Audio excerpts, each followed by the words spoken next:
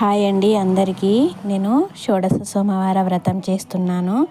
ఈ శుభ సాయంత్రం వేళ స్వామివారి అమ్మవారి దీవెనలు మనందరిపైన ఉండాలి. మనం చల్లగా సంతోషంగా ఆరోగ్యాలతో ఉండాలని కోరుకుందాము.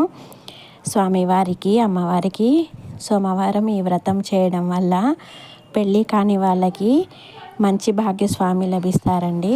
పెళ్ళి అయిన వాళ్ళ భార్యాభర్తల అన్యోన్యత చాలా బాగుంటుంది.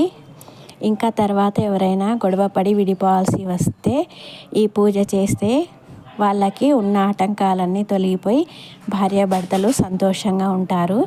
మొదటిసారి నేను పూజ మొదలుపెట్టినప్పుడు మా సార్ వాళ్ళ ఫ్రెండ్కి ఏదో ప్రాబ్లం వచ్చి డైవర్స్ వరకు వచ్చాయి వాళ్ళకి. ఫస్ట్ పూజ చేసినప్పుడు వాళ్ళ గురించే మొక్కుకున్నాను నేను.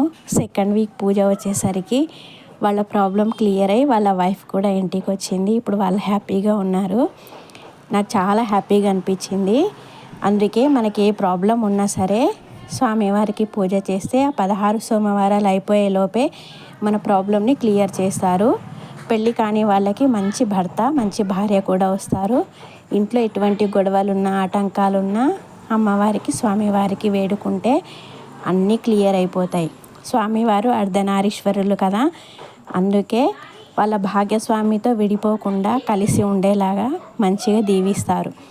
మాకైతే ఫస్ట్ ఒక్క 1 వీక్ చేసిన తర్వాత సెకండ్ వీక్వే అంత మిరాకిల్ చేసేసరికి అసలు ఆశ్చర్యపోయాను నేనైతే.